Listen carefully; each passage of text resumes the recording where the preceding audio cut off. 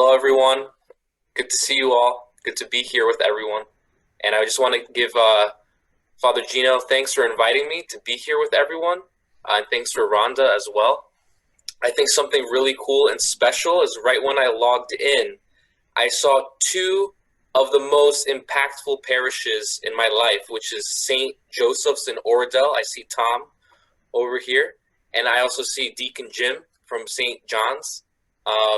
And I owe a lot to my own vocation journeys to both of those parishes. So that's amazing to see the full circle here and to be together. But anyway, just a little bit about myself and where I come from, where I grew up. My name again is Matthew Gonzales. I'm 26 years old. Like Father Gino said, I'm in my third year of theology. God willing, will be ordained a deacon in May. So keep me in your prayers for that. So I grew up in New Milford, New Jersey, small little town. Some of you may have heard of that. It's in Bergen County. I grew up in a Hispanic home. So both of my parents are first-generation immigrants. My dad is from Colombia, and my mom is from the Dominican Republic. And I actually believe that because of that background, that kind of helped me in my own discernment, my own vocation. Because in my family, becoming a priest was not some extraterrestrial thing. Becoming a priest was like, oh, I want to be a police officer when I grow up, or I want to be a teacher. So it was always like an option. It was like a real thing that I could do. But, growing up, my parents are like, okay, we want to enroll you into Catholic school. I started in St. Joe's, and it was really there where I kind of felt the first inkling of a vocational call to the priesthood. It was about in the third grade, and there was a talk about vocations in school. So first of all, that's really important. So I'm just going to put that out there. A vocation talk in the school. Okay, so that's important.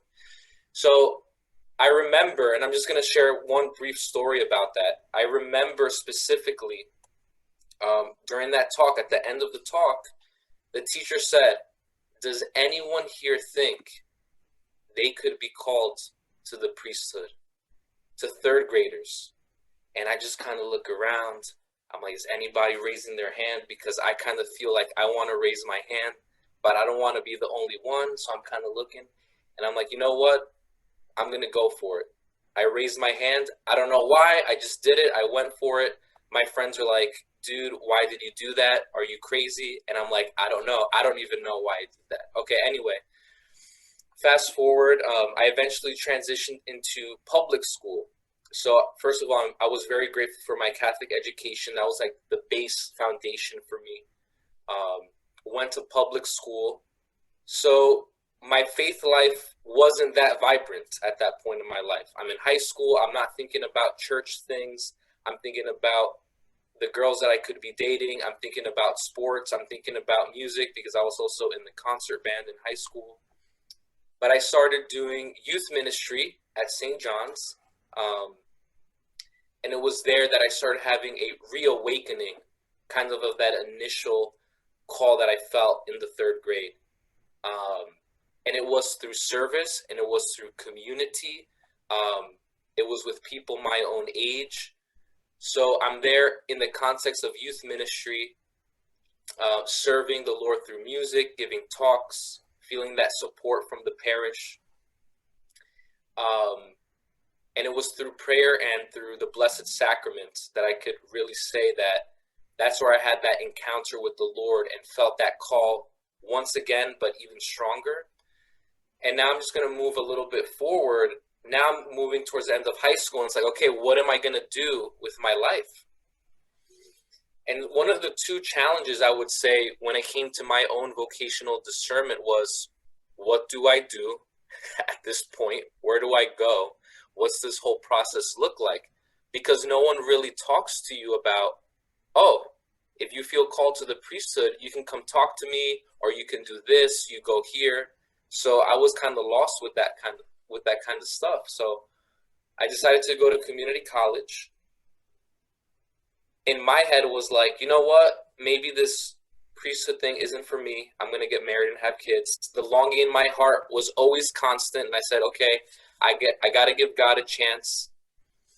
And what helped me during that process was there was actually a specific group that formed within my youth group for young men and women thinking about either religious life or the priesthood. So that specific group, we met together, we prayed together, we ordered pizza, we hung out, and we talked about vocation and the challenges we faced. Okay, so that made it a lot easier for me to start taking concrete steps towards calling the vocations office. And Matt Higgins will remember this.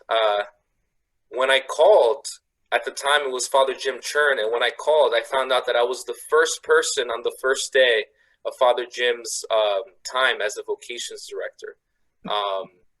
And whatever, I continued the process through prayer, and I eventually entered St. Andrews, not thinking I would be in third theology at this point. But the point is, at the center of all of this is really, I think, community, prayer, support, family life. So those are the things that I think we should be investing in. And on top of that, I just want to say thank you for everyone that's logged in right now, because sometimes as a seminarian, you don't see like the faces of everyone that's supporting you. Sometimes you can get emails or letters and stuff like that, and that's beautiful. But right now, it's amazing to see in such challenging times that there's people who are passionate about this and who want to support vocation. So I'm so grateful for that. Please keep me in your prayers. And I'm so excited, God willing, to be working with all of you in the future. So thank you, and God bless.